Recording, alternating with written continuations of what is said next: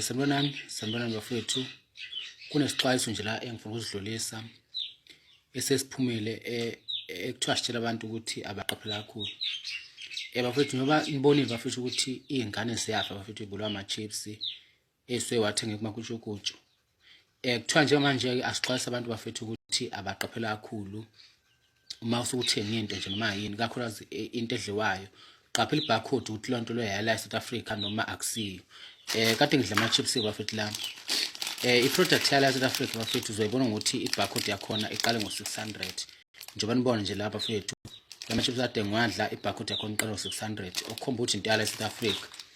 Sibuke la nayi i-Blue Death, bukani i-barcode yakhona. Into nabo iqale ngo-600, okukhomba ukuthi yala e-South Africa. Sibuke la Vaseline. Nabo i-barcode yakhona, nayi i-barcode yakhona iqale ngo-600, okukhomba ukuthi yala e-South Africa. Sibuke nayi ikhuwi. Into nabo ikhuwi i-barcode yakhona nakhona futhi iqale ngo-600, okukhomba ukuthi i-product yala e-South Africa. Bese sithatha la ngangithenga ikhukhi bafethu la. Unganaki njamanje ukuthi kufakwe njamanje kufaka amafutha emonto, kodwa ngangithenga ikhukhi bafethu la. Bukani i-barcode yakhona. Into nabo i-barcode yakhona ukuthi iqale ngobani?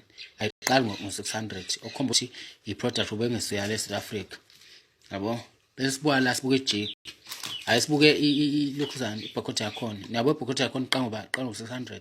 Khomba ukuthi onke lama product lawa awala e-South Africa, onke lama product. I-product ubengesiyo e-South Africa bekuyile kuphela. Kwakuyikho kuphela kwangesiyo e-South Africa.